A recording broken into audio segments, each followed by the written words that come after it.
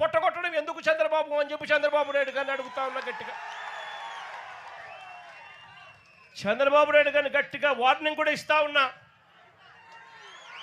కళ్ళు మూసి తెరిచేసరికే మరో 3 ఏళ్ళు అయిపోతుంది. వచ్చేది వైఎస్ఆర్సీపీ ప్రభుత్వమే.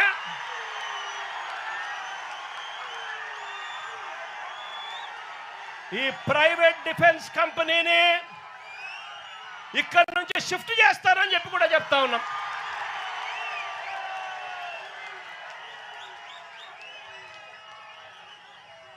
ఇక్కడ ఫిషింగ్ హార్బర్ ఇక్కడే కాదు, రాష్ట్రంలో కడతా ఉన్న 10 ఫిషింగ్ హార్బర్లు అన్ని కూడా మత్స్యకారుల సొత్తు అని చెప్పి కూడా ఈ సందర్భంగా కూడా చెప్తా ఉన్నా.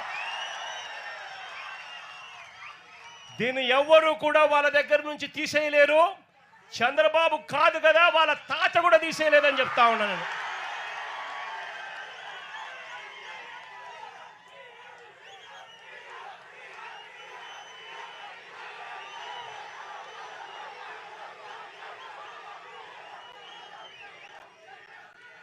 ఇంకా అన్నిటికన్నా విచిత్రం ఏమిటో తెలుసా? చివరికి చంద్రబాబు నాయుడు గారు ఇక్కడ మత్స్యకారులకు మేలు చేయాల్సిన చోట మేలు చేయకపోగా వారి కడుపు మీద తంతా ఉన్నాడు చంద్రబాబు నాయుడు గారు. ఇక్కడే ఈ ప్రాంతంలోకి ఎవరూ కూడా రాకూడదు. ఇది ఆంధ్ర రాష్ట్రానికి సంబంధించిన ఫిషింగ్ ఏరియా. స్ట్రిక్ట్గా రూల్స్ ఉన్నాయి. మనం తమిళనాడులోకి పోకూడదు, తమిళనాడు వాళ్ళు మన దగ్గరికి ఇక్కడికి కూడా రాకూడదు.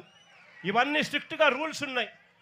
రూల్స్ ఉన్నా కూడా పక్కన తమిళనాడు నుంచి కరైకల్ ప్రాంతానికి చెందిన బోట్లు, మెకనైజ్డ్ బోట్లు మన ప్రాంతానికి ఇక్కడికి వచ్చి వాళ్ళు మెకనైజ్డ్ బోట్లతో ఇక్కడ మన మత్స్య సంపదనంతా కూడా తరలించుకొని పోతూ ఉంటే మన వాళ్ళు కడుపు మండి, మన వాళ్ళు తినడానికి ఇబ్బంది పడే పరిస్థితుల్లో కడుపు మండి రాష్ట్ర ప్రభుత్వం పలకని పరిస్థితుల్లో ఆ బోట్లను మన మత్స్యకారుల దగ్గరుండి ఆ బోట్లను పట్టుకొని పోలీసులకు అప్పచెప్తే పోలీసులు ఆ బోట్ల మీద కేసులు కట్టి ఎఫ్ఐఆర్లు చేసి ఆ బోట్లను సీజ్ చేస్తే ఆ సీజ్ చేసిన ఆ బోట్లను, ఆ ఎఫ్ఐఆర్ కట్టిన ఆ బోట్లను చివరకు మళ్ళీ ఏమైంది?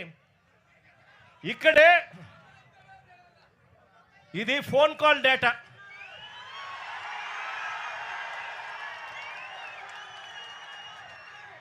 బీద సోదరులు